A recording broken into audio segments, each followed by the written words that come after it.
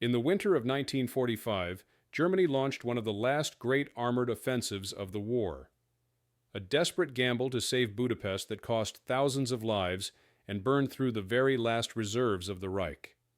What really happened behind the failed attempt to break the siege, and why did Hitler throw his strongest divisions into a battle he could never win? The answer reveals the moment when the Eastern Front collapsed for good. The collapse of Hungary in late 1944 and early 1945 was shaped by a combination of military defeat, political fragmentation, and the rapid advance of the Red Army toward Central Europe. After the German occupation of Hungary in March 1944 and the later coup that installed the Eurocross regime in October, Budapest became one of the last major Axis strongpoints in the region. By late autumn, Soviet forces under the 2nd and 3rd Ukrainian fronts pushed westward with a combined strength of several 100,000 troops, supported by multiple tank and mechanized corps. Their objective was to encircle the Hungarian capital, secure the Danube crossings, and remove one of Germany's remaining allies from the war. For Berlin, Hungary still housed vital oil facilities around Nagy Kanisa and transportation routes leading toward Austria, making its defense strategically significant. By December 1944, the Red Army had already reached the outskirts of Budapest. The city, with a civilian population of more than 800,000 people at the time, was defended by approximately 79,000 German and Hungarian troops grouped under the 9th SS Mountain Corps. Their supplies were limited, and intelligence reports indicated that the Soviet ring around the city was tightening daily. German assessments estimated that the Red Army concentrated around 200,000 troops for the encirclement phase, with about 1,500 artillery pieces and significant air support. Despite this imbalance, Hitler's headquarters ordered Budapest to be held as a fortress and rejected any proposal for breakout operations before the Soviet encirclement closed on 26 December 1944. As the siege began, German High Command attempted to determine how many forces could be redeployed for a relief operation. By early January 1945, the German Army Group South, reorganized after heavy losses in the preceding months, counted several armored divisions still operational in western Hungary. Among them were the 3rd, 6th, and 8th Panzer Divisions, reinforced by the 1st and 3rd SS Panzer Divisions, which together fielded several hundred operational tanks and assault guns. However, not all units were at full strength. Many divisions had fewer than 60% of their authorized armored vehicles, and fuel reserves had been depleted by previous withdrawals. Nevertheless, Hitler ordered the immediate preparation of a relief effort, later named Operation Konrad, to restore communication with the Budapest garrison. For the Soviet command, the encirclement of Budapest served a larger strategic purpose. It secured the left flank of the Red Army's advance toward Vienna and enabled further exploitation into the Balkans through the Danube corridor. Intelligence documents from the period show that Soviet planners expected the Germans to counterattack from the west, particularly from the region between Lake Balaton and the Jureksi Hills. To prepare, the 46th, 57th, and parts of the 4th Guards armies were instructed to fortify defensive positions and build anti-tank belts across likely Axis routes. Supply lines were extended through the Debrecen-Szolnok area, and pontoon bridges across the Danube ensured continuous logistical flow. Within Hungary, public sentiment had deteriorated. The Eurocross regime continued forcible mobilization and deportations, while the advance of the front line left many rural regions without stable administration. Civilian flight toward the west increased sharply between November and December 1944. Hungarian military capacity, already weakened by earlier losses on the Eastern Front, depended almost entirely on German operational decisions.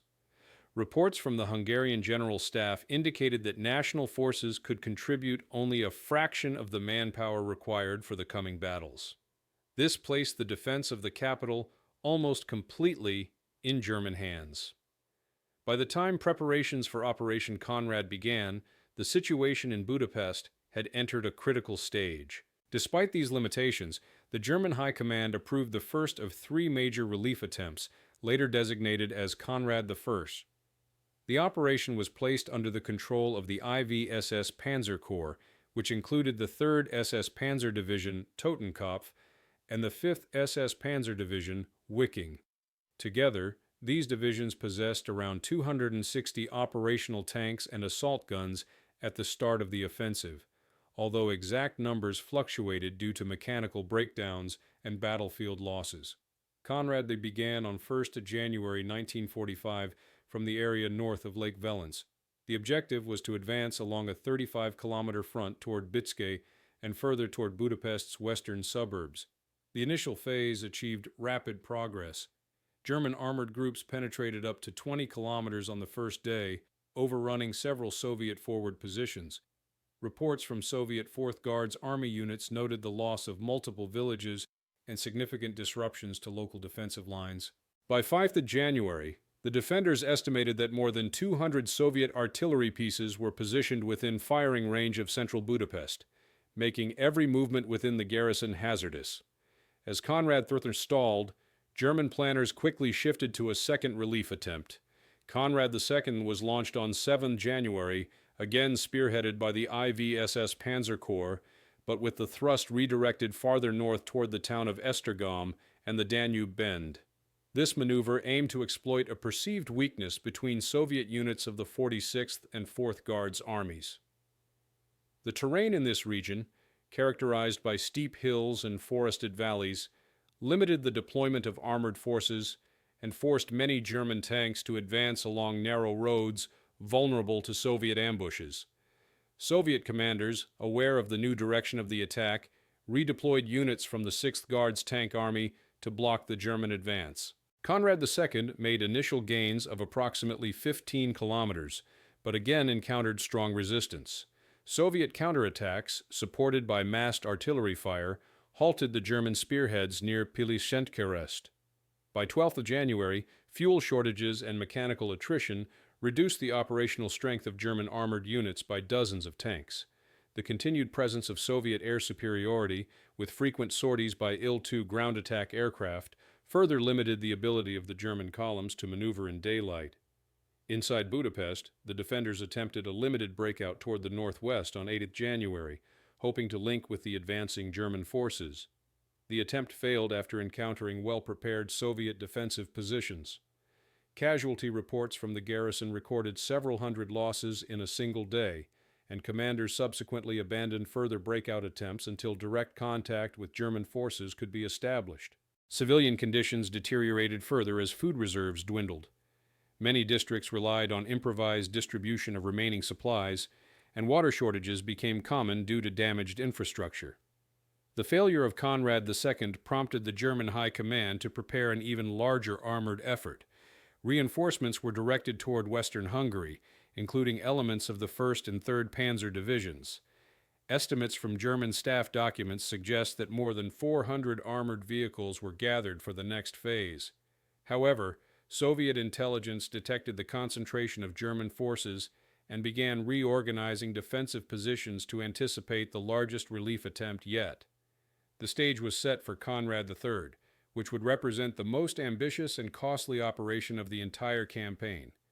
Conrad III began on 18 January 1945 and constituted the most extensive and ambitious German relief operation directed toward Budapest. Unlike the earlier attempts that focused on narrow thrusts through the northern Danube Bend, this phase concentrated German armored strength south of Budapest, aiming to strike through the area between Lake Velence and the Danube, while bypassing earlier Soviet blocking positions. The operation placed the combined weight of the IV-SS Panzer Corps and the 3 Panzer Corps on a front approximately 25 kilometers wide.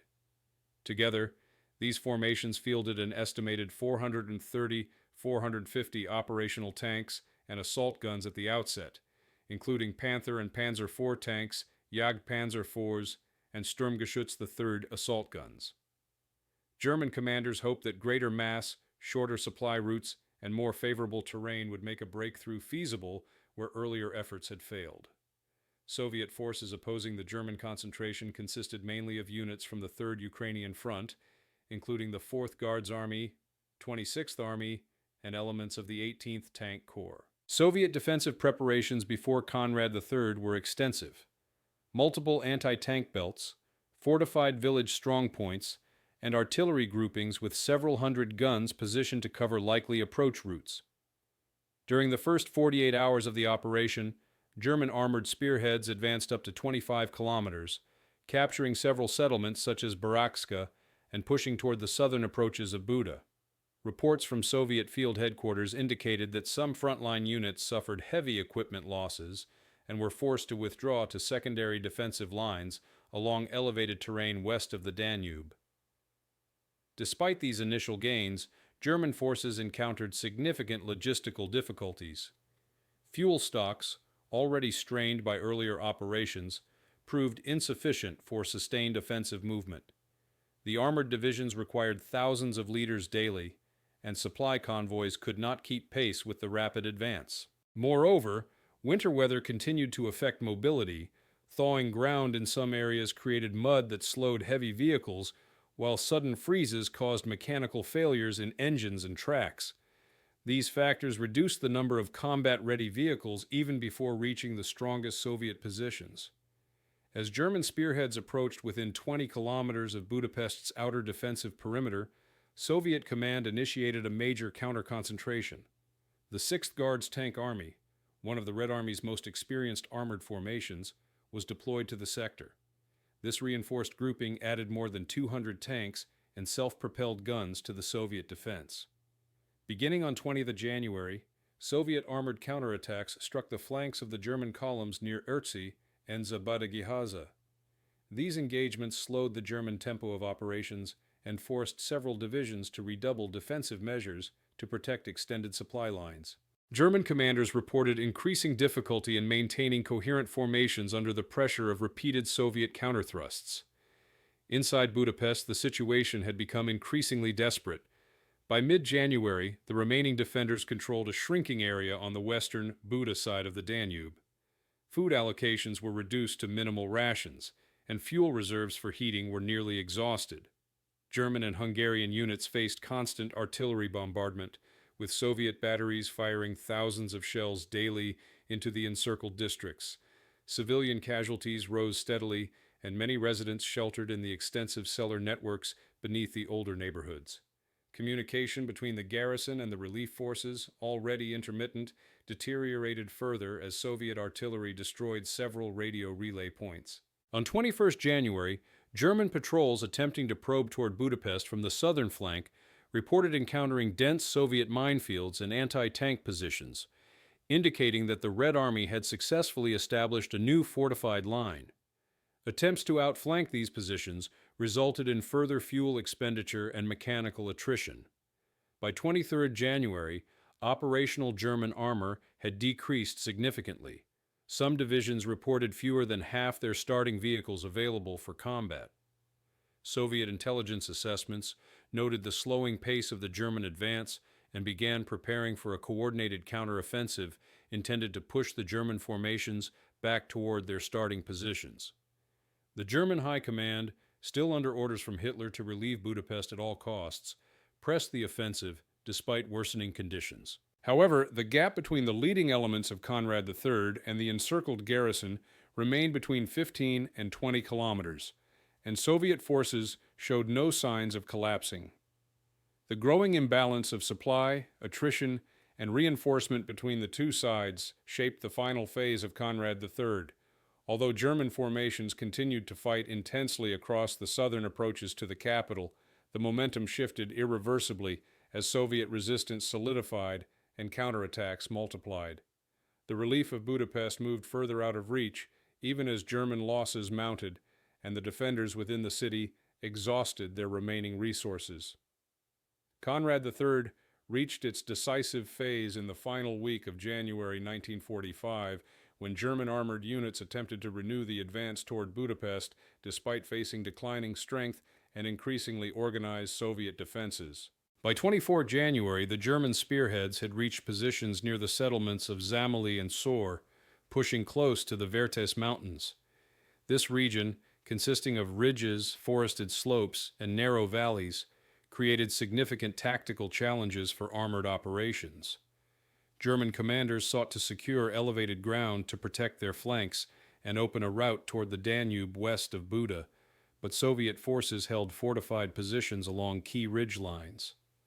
The Red Army had constructed several layers of defensive trenches and anti-tank obstacles, supported by concentrated artillery groupings. These were manned by units of the 4th Guards Army and the 26th Army, which together deployed more than 100,000 personnel in the immediate operational zone. German efforts to concentrate armor for a renewed thrust were hindered by fuel shortages. Records from the German III Panzer Corps indicate that some battalions received less than half of their required daily fuel allocation. This forced commanders to prioritize movement for frontline units while keeping many vehicles stationary in reserve positions. Mechanical breakdowns increased as engines operated continuously in sub-zero temperatures during the night and muddy conditions during the day. On 25th of January, several Panther tanks of the 3rd SS Panzer Division were immobilized after frozen lubricants caused transmission failures. These losses, though not combat-related, reduced the operational armored strength that was crucial for any attempt to breach Soviet positions. Soviet commanders anticipated the next German push and coordinated a countermeasure involving the 1st Guards Mechanized Corps and the 18th Tank Corps. These formations redeployed to the sectors most exposed to German advances, creating a mobile reserve capable of launching counterattacks. Soviet operational reports from this period note that aviation units conducted repeated ground support missions, particularly by Il-2 aircraft, which targeted German supply convoys and artillery positions. These air attacks disrupted German logistics and further strained the already limited fuel and ammunition supplies reaching the armored spearheads. Inside Budapest, the defenders attempted to synchronize their actions with the progress of Conrad III, hoping that a final push might open a corridor. However, the situation within the city continued to degrade. The defensive perimeter had contracted to the hilly districts of Buda, reducing the area under German and Hungarian control to roughly 1/3 of the city. By late January, the garrison estimated having only several days' worth of ammunition for heavy weapons. Food shortages became critical. Rations for both civilians and soldiers were reduced drastically, and reports described widespread reliance on improvised sources of sustenance.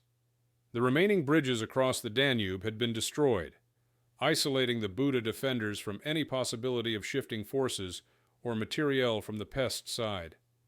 As German troops attempted to force their way into the Verti Mountains, Soviet counterattacks intensified. On 26th of January, elements of the Soviet 6th Guards Tank Army struck the flanks of the German advance near Chakvar, inflicting further losses on the already depleted armored formations. These counterattacks forced the Germans to divert units that had been intended for the main thrust toward Budapest. In several engagements, Soviet infantry supported by self-propelled guns halted German armored columns on narrow mountain roads, preventing them from reaching advantageous terrain. By 27 January, German intelligence assessments acknowledged that Soviet resistance was growing stronger by the day as additional Red Army units moved into the threatened sectors. The attrition suffered by German forces during these engagements significantly reduced their offensive potential. Operational reports indicate that some divisions had fewer than 25-30 operational tanks remaining. Ammunition shortages affected not only armored units, but also artillery units that were crucial for softening Soviet defenses. The 3 Panzer Corps reported on 28 January that several artillery batteries were down to fewer than 50 rounds per gun. Without sustained artillery support, German infantry and armor were unable to break through the fortified positions in the mountains. At the same time, the Soviet command sought to regain lost ground and push German units back toward their starting lines. Coordinated attacks by the 4th Guards Army on 29 January targeted German positions around Sarbogard and Dunapentele. These operations aimed to disrupt German logistics and isolate forward elements of the IVSS Panzer Corps. Although German units resisted effectively in some sectors, the Soviet pressure forced them to relinquish several key positions. By the end of January, the German advance had come to a standstill approximately 15 kilometers short of Budapest. Despite nearly 2 weeks of continuous effort, Conrad III had failed to break through the Soviet defensive system. Within the encircled capital, the defenders increasingly recognized that relief would not arrive in time. Communications between the garrison and German headquarters conveyed growing urgency. Messages transmitted on 30th January reported that some units had exhausted their heavy ammunition and that medical facilities were overwhelmed. Civilian casualties grew as Soviet artillery bombardments continued to strike the densely populated districts of Buda. The combination of dwindling supplies, constant pressure, and the failure of the relief forces to make further progress created a sense of impending collapse within the besieged city. By 31st January, the operational situation for the German relief attempt had deteriorated beyond recovery. Soviet reinforcements, stabilized defensive lines, and increasing German losses eliminated the possibility of reopening a corridor to Budapest. As Conrad III ground to a halt, both sides prepared for the next phase of fighting. For the Soviets, the final reduction of the Budapest pocket. For the Germans, a decision on whether to continue committing scarce resources to an increasingly untenable position or to conserve forces for the defense of Austria and Germany. These operations involved units from the 3rd Ukrainian Front and parts of the 2nd Ukrainian Front, which fielded approximately 300,000 personnel in the wider region alongside several hundred tanks and self-propelled guns. German formations, depleted by continuous fighting during January, struggled to hold their extended lines. The 3 Panzer Corps and Afui SS Panzer Corps reported cumulative losses of more than 150 operational armored vehicles since the start of Conrad III. Fuel stocks remained critically low, forcing units to abandon disabled or out-of-fuel tanks. Ammunition deliveries, impeded by Soviet air attacks on road and rail routes, arrived in significantly reduced quantities. The panzer divisions depended increasingly on local improvisations, including the redistribution of ammunition from rear units and the cannibalization of damaged vehicles for spare parts. German infantry formations, already below authorized strength, had difficulty defending broad sectors in the undulating terrain of western Hungary.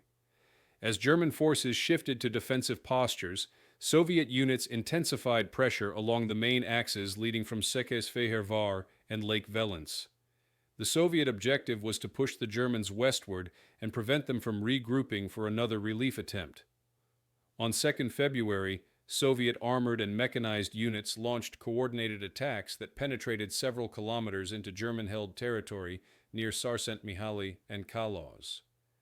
These engagements forced German commanders to pull back multiple battalions in order to prevent encirclement. Despite determined resistance, the attrition of vehicles and personnel slowly eroded the German front line. Inside Budapest, the defenders faced the culmination of a siege that had lasted more than 6 weeks. By early February, the remaining German and Hungarian units controlled only the central and northern districts of Buda, roughly 1/10 of the city's total pre-war area. The Soviet 2nd and 3rd Ukrainian fronts concentrated heavy artillery, including multiple batteries of 152 mm and 203 mm guns, on the Buda Castle district and surrounding hills. These bombardments destroyed defensive positions and further reduced the ability of the garrison to coordinate organized resistance.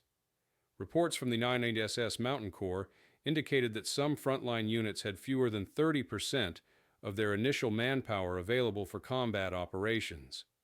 Ammunition for mortars and heavy machine guns reached critically low levels, and several sectors were limited to small arms fire only. Civilian conditions reached their most severe point during this stage.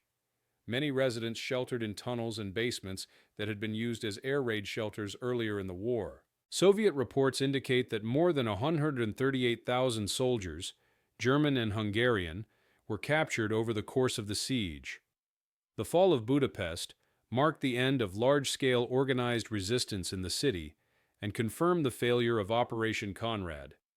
It also opened the path for Soviet forces to continue their westward advance, shaping the final stage of the war in Central Europe.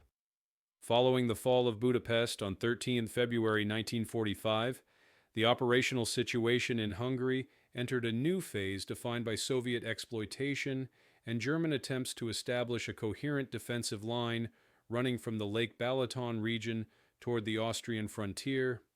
The Red Army's victory provided it with control over one of the most important transportation hubs in Central Europe, as the capital's rail and road networks offered direct routes toward Vienna and the industrial zones of Western Hungary. Soviet commanders immediately began regrouping forces from the 2nd and 3rd Ukrainian fronts to prepare for continued offensive operations.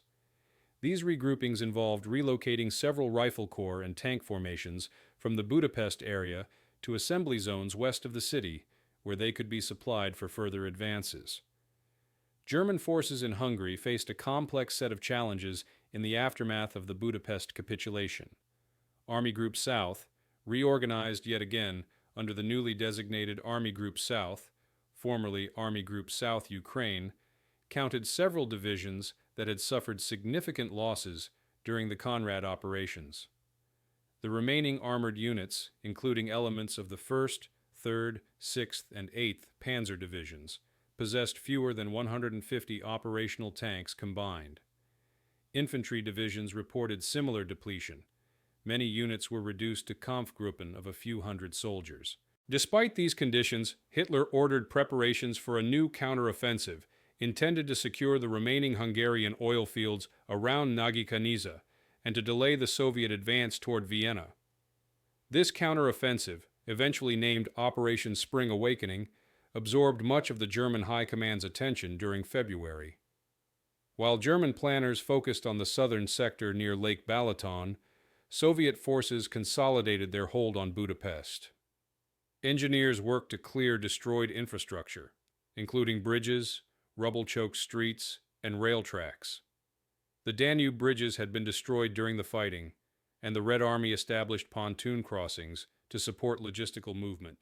Soviet administrative authorities began restoring basic services and organizing food distribution for the surviving civilian population. The humanitarian situation remained difficult. Estimates compiled after the battle suggest that between 38,000 and 80,000 civilians may have died during the siege due to bombardments, starvation, disease, and street fighting.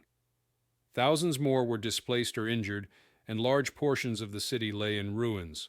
In the areas west and southwest of Budapest, the German withdrawal after Conrad III created a series of improvised defensive positions. These included lines along the Sarvis Canal, near the town of Székesfehérvár, and in the hilly terrain leading toward Lake Velence. Soviet forces probed these defenses during mid-February, testing German reactions and identifying weak points.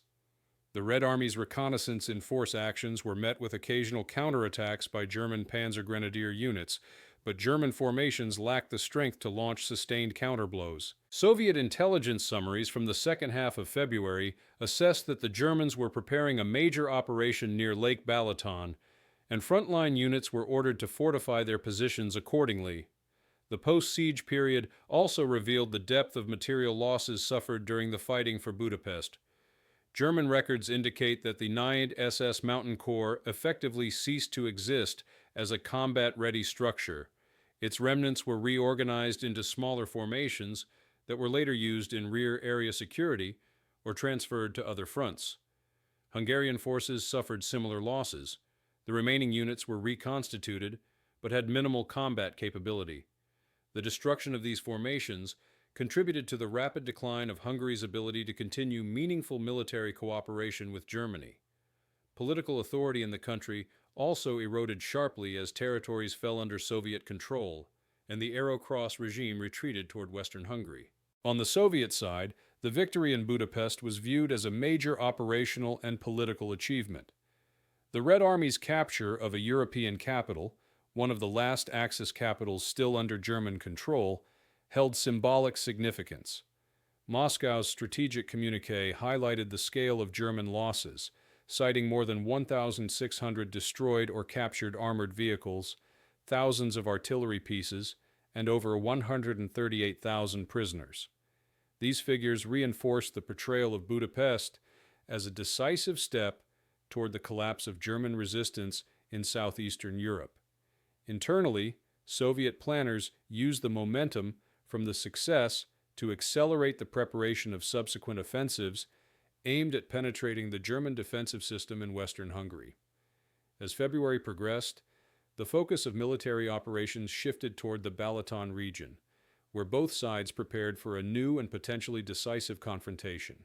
German commanders allocated several Waffen-SS divisions, including the 6th SS Panzer Army recently transferred from the Ardennes to the area south of Lake Balaton. These formations, despite previous losses, still possess some of the most experienced armored personnel available to Germany. The German objective was to strike between Lake Balaton and the Drava River, reclaim the initiative, and secure the petroleum resources vital for sustaining military operations. However, Soviet forces anticipated this and began constructing layered defensive positions with extensive minefields, anti-tank belts, and fortified villages.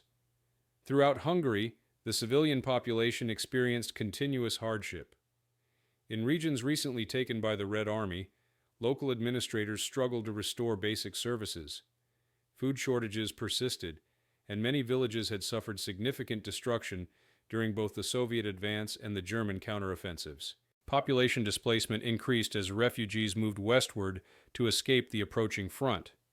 Economic activity had largely collapsed, and transportation networks were heavily damaged, complicating supply distribution for both military and civilian needs. By the end of February 1945, the collapse of Budapest and the exhaustion of German forces in western Hungary signaled a transformation in the strategic landscape. The Red Army now held a firm position for further advances into Austria and southern Germany. The Germans, unable to compensate for losses suffered during Conrad and the siege of Budapest, faced an increasingly untenable situation. With the launch of Operation Spring Awakening approaching, the next stage of the conflict would further determine the fate of Hungary and the broader trajectory of the war in Central Europe. After the fall of Budapest and the reorganization of Soviet forces west of the capital, the operational conditions in Hungary shifted toward a dynamic phase of resistance, adaptation, and preparation for the next major confrontation. Between late February and early March 1945, German forces attempted to stabilize their positions while preparing for Operation Spring Awakening, which demanded the reallocation of their remaining armored and mechanized units. At the same time, Soviet forces adapted to the likelihood of a renewed German offensive and strengthened their defensive structure in the Lake Balaton region. These preparations reflected the evolving tactics, resource constraints, and strategic adjustments made by both sides as the war neared its final months. Following the costly battles of Conrad III, German units displayed a series of tactical adjustments aimed at compensating for dwindling strength. Panzer divisions reorganized into smaller Kampfgruppen tailored for rapid counteraction rather than extended offensive maneuvers. Infantry formations, many of which had suffered severe manpower reductions, consolidated into composite battalions supported by a diminishing number of heavy weapons. Commanders prioritized defensive depth using natural terrain features, marshes, forests, and canal lines to slow Soviet advances. German engineers expanded anti-tank obstacles, laid extensive minefields, and constructed fallback positions to delay the Red Army's approach toward Austria. However, the scarcity of resources impeded these efforts. Fuel allocations for armored units often fell short by more than half of operational requirements, which limited training and reduced mobility during Soviet probing attacks. Soviet forces, meanwhile, refined their operational doctrine based on lessons from the Budapest campaign. Reports from the Third Ukrainian Front emphasized the need to reinforce the flanks of major formations, increase reconnaissance efforts, and deploy mobile anti-tank brigades to counter German armored thrusts. These adjustments were implemented rapidly. Rifle divisions were strengthened with additional anti-tank rifles and guns, while mechanized corps reorganized their tank brigades to preserve operational reserves capable of reacting to sudden German concentrations. Soviet supply lines, extended through recently captured territory, underwent repairs to improve the delivery of ammunition, fuel, and artillery shells. Railway reconstruction teams restored key lines between Budapest, Székesfehérvár, and Pécs, enabling the Red Army to sustain large-scale operations despite the winter conditions. Resistance in western Hungary did not unfold exclusively on the conventional front line. Several areas witnessed the emergence of localized partisan activity. though on a smaller scale compared to territories farther east. These groups, composed mainly of Hungarian civilians opposed to the Arrow Cross regime, provided intelligence to Soviet units about German troop movements, supply depots, and defensive positions. While their operational impact remained limited, partisan reports helped Soviet commanders verify German redeployments for Operation Spring Awakening and contributed to the awareness of vulnerable areas in the German defensive layout. Within the German command structure, morale fluctuated. Some officers believed a concentrated counteroffensive near Lake Balaton could temporarily halt the Soviet advance and buy time for political developments or reinforcements from other fronts. Others expressed concern that committing their last reserves to an offensive would leave no capacity for defense once the Red Army resumed its westward push. Field reports indicated that soldiers increasingly recognized the imbalance in forces. German infantry companies often operated at one-third of their authorized strength, and the number of serviceable tanks declined steadily due to insufficient spare parts and maintenance personnel. These conditions forced commanders to rely heavily on Waffen-SS formations, despite their own attrition during the January operations. Soviet commanders anticipated German attempts to adapt by improving their own logistical infrastructure. Large quantities of fuel and ammunition were stockpiled near frontline depots south and west of Budapest. Artillery regiments received reinforcements in the form of additional 122 mm and 152 mm guns, while air support units expanded operations from recently captured airfields. The 17th Air Army increased reconnaissance flights to monitor German troop concentrations, identifying armored reserves near Veszprém, Székesfehérvár, and Balatonfüred. These reconnaissance activities enabled Soviet leadership to model potential attack routes and predict German operational priorities. The humanitarian situation in the recently liberated regions remained critical. Civilians returning to Budapest found widespread destruction. Residential districts reduced to rubble, damaged infrastructure, and limited access to food. Soviet administrative bodies and emerging Hungarian civil authorities attempted to rebuild essential services. Bread rationing systems were introduced, public order patrols established, and medical stations set up to address the needs of both civilians and wounded soldiers. Despite these measures, the scale of devastation meant that recovery would take months, with many neighborhoods unable to restore basic utilities before spring. While Soviet forces consolidated their positions, German logistical efforts strained to concentrate their remaining offensive capability. Waffen-SS divisions such as the 1st, 2nd, 9th, and 12th SS Panzer divisions, alongside the 6th SS Panzer Army, assembled around the Balaton area. These formations, though experienced, had suffered substantial losses during earlier campaigns. Reports suggested that despite receiving new tanks, including some Tiger II heavy tanks, many units were unable to field their full complement. Mechanical failure rates remained high, and shortages in trained drivers, gunners, and mechanics further weakened operational readiness. Throughout late February and early March, skirmishes and localized engagements occurred with increasing frequency. Soviet reconnaissance units tested German defenses near the Sarvis Canal, while German patrols attempted to identify weaknesses in Soviet lines south of Lake Velence. These clashes served as precursors to the forthcoming battles and demonstrated both sides' attempts to adapt tactics and resource allocation to an environment characterized by deteriorating manpower and intense strategic pressure. By early March 1945, preparations were nearly complete for the largest operation launched by Germany on the Eastern Front since the summer of 1944. Soviet forces, fully aware of the possibility of a renewed offensive, fortified their positions and organized reserves for rapid deployment.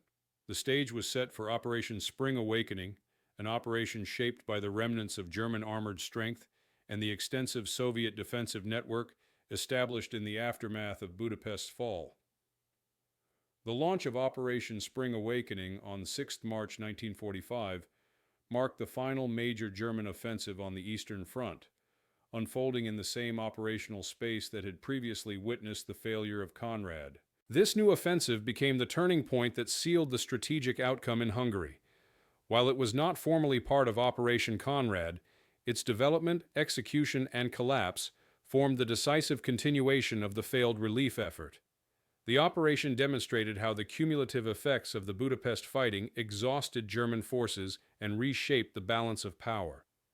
Its rapid deterioration became the moment when German military capabilities in Hungary collapsed irreversibly, shifting the momentum decisively in favor of the Red Army.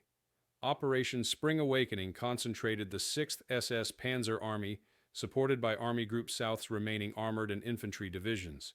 The force included several Waffen-SS formations, such as the 1st SS Panzer Division Leibstandarte, the 2nd SS Das Reich, the 9th SS Hohenstaufen, and the 12th SS Hitlerjugend. Together with standard Wehrmacht formations, the Germans fielded approximately 400 operational tanks and assault guns. Among them were Tiger II heavy tanks, Panther tanks, Panzer IVs, and Jagdpanzer variants.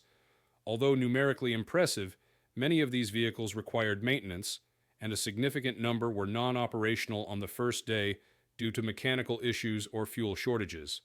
The Soviet Third Ukrainian Front anticipated the offensive. Front Commander Fyodor Tolbukin deployed more than 400,000 troops, supported by over 400 tanks and self-propelled guns and several thousand artillery pieces. Crucially, Soviet defensive preparations exploited the region's terrain.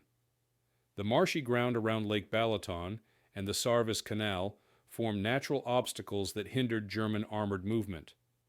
Combined with multiple anti-tank belts, mines, and fortified villages, the Soviet defensive network created a layered system capable of absorbing and slowing any breakthrough. Red Army reconnaissance detected German concentrations near Veszprém and the southern shores of the lake, enabling the Soviets to position mobile reserves behind the most threatened sectors.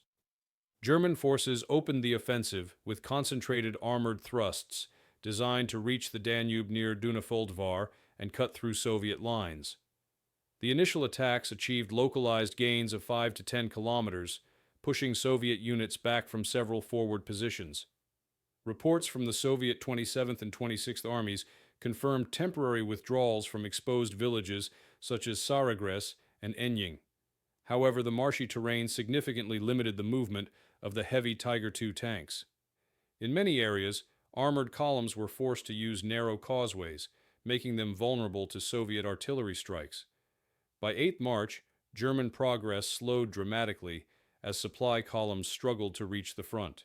Fuel consumption exceeded expectations, and several divisions reported running dangerously low on reserves.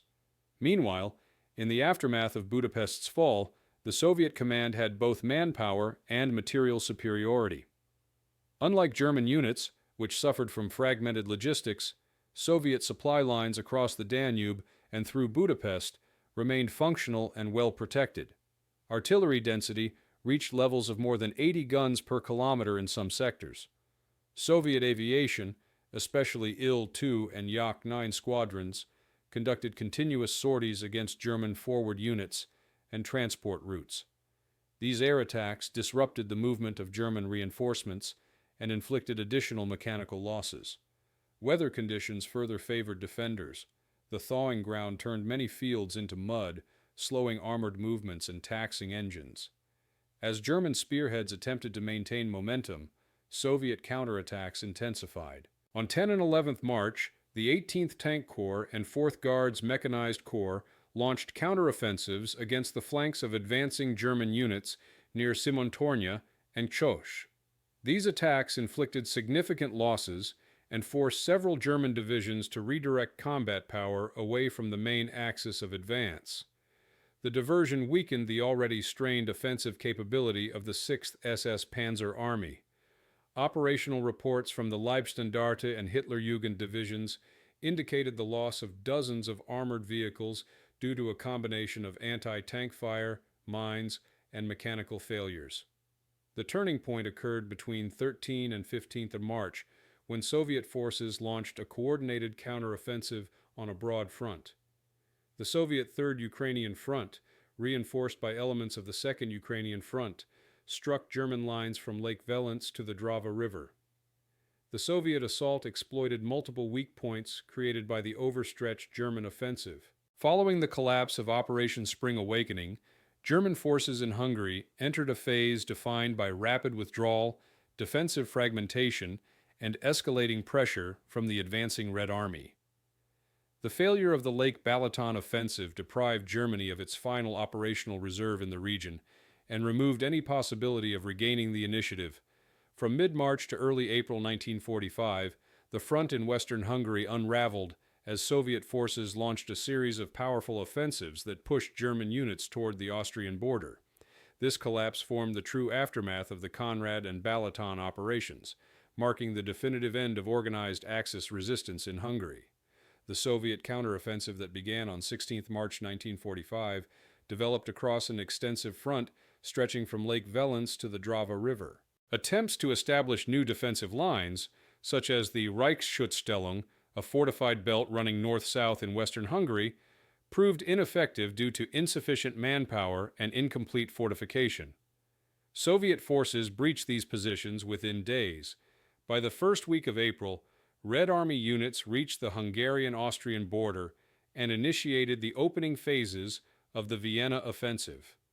The humanitarian consequences of the collapse were severe. Thousands of Hungarian civilians fled westward, attempting to escape the front as it advanced toward Austria. Many villages suffered damage during the retreat as German units destroyed infrastructure to delay the Soviet advance. Bridges, rail stations, and fuel depots were demolished during the withdrawal. Food shortages worsened as agricultural regions were disrupted by military operations. In Budapest, the reconstruction process continued under difficult conditions, further strained by the arrival of displaced families from western Hungary. For the German military, the aftermath of Spring Awakening marked the disintegration of command cohesion. Communications were frequently disrupted, and some units withdrew independently to avoid encirclement. The 6th SS Panzer Army, once considered one of Germany's most powerful armored formations, suffered irreversible losses. Many of its divisions had fewer than 50 operational armored vehicles remaining by early April. Infantry units, weakened by months of continuous combat, could not maintain defensive integrity against sustained Soviet pressure. The High Command's expectation that the Balaton offensive could stabilize the front proved unattainable. By 4 April 1945, the Red Army declared Hungary fully liberated from German control. Soviet forces had advanced approximately 200 kilometers in less than 3 weeks, shattering German defensive lines and eliminating their remaining offensive capability in the region. The turning point represented by the collapse of Spring Awakening ensured that the final phase of the war in Central Europe would unfold primarily inside Austria rather than within Hungary. The destruction of German forces in Hungary also accelerated the strategic collapse of the southern wing of the Eastern Front, paving the way for the encirclement and eventual capture of Vienna. Operation Conrad and the battles that followed left a long and complex legacy, both for Hungary and for the broader trajectory of the Second World War. The collapse of the German relief attempts, the fall of Budapest, and the failure of Operation Spring Awakening marked the definitive end of Axis strategic ambitions in southeastern Europe. The memory of the siege and the Conrad operations remains present in both Hungarian and international historical scholarship. For Hungary, the battle represents one of the most destructive episodes of the war, shaping the political and social landscape for decades. For military historians, the campaign illustrates the consequences of strategic overextension and the limits of armored warfare in the absence of adequate logistical support. For the broader study of the Second World War, the failure to relieve Budapest marks one of the final examples of a major German offensive meeting overwhelming operational and strategic constraints.